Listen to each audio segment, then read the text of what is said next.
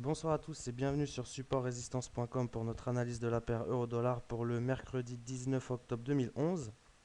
Et donc pour aujourd'hui, on avait privilégié les ventes sur 1,38 pour aller chercher 1,37 et 6 cassures des 1,37, 1,3650, 1,36 et 1,35 à terme.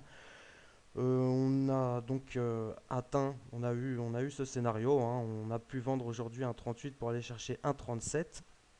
On a fait une petite incursion vers 1,36, mais finalement, les 1,37, la zone 1,37 n'a jamais véritablement été cassée. On avait donc aujourd'hui vraiment une zone en intraday, hein, sur 15 minutes, une zone très importante à 1,3730 qui était vraiment le pivot du jour. On voit que une fois qu'on l'a cassé, ça a été très dur. À chaque fois qu'on est revenu la tester donc sur impossibilité de franchir un 36,50, on est revenu à chaque fois retester cette zone des 1,3730.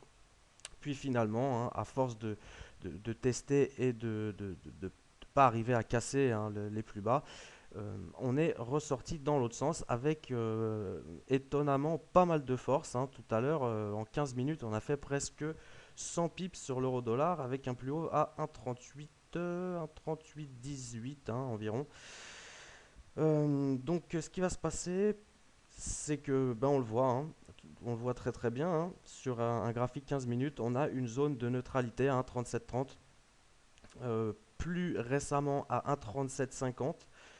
Donc, pour ma part, tant qu'on est au-dessus de la zone, hein, puis suite à l'impulsion haussière qui vient de s'engager, tant qu'on est au-dessus de la zone 1,3730, 1,3750, c'est difficile d'engager des positions short à moins d'être rentré vraiment sur le pic de tout à l'heure à 1,38, 1,3820, hein, auquel cas on peut éventuellement conserver ses positions. Mais pour ma part, tant qu'on travaille au-dessus de 1,3730, 1,3750, je vais privilégier des achats sur repli, même si ça paraît un petit peu délicat au premier abord, mais bon, on verra comment ça se passe demain.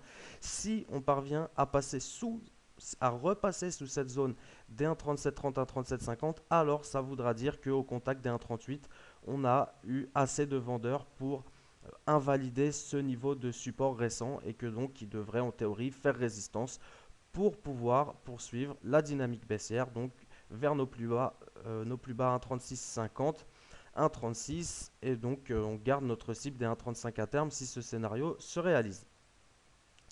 Donc voilà, hein, pour ma part pour demain, voilà le scénario, hein. Tant qu'on conserve 1,3750, on tente plutôt des achats au niveau de ce support. Si on parvient à travailler sous les 1,3750, alors on privilégie plutôt des positions short sur l'euro-dollar.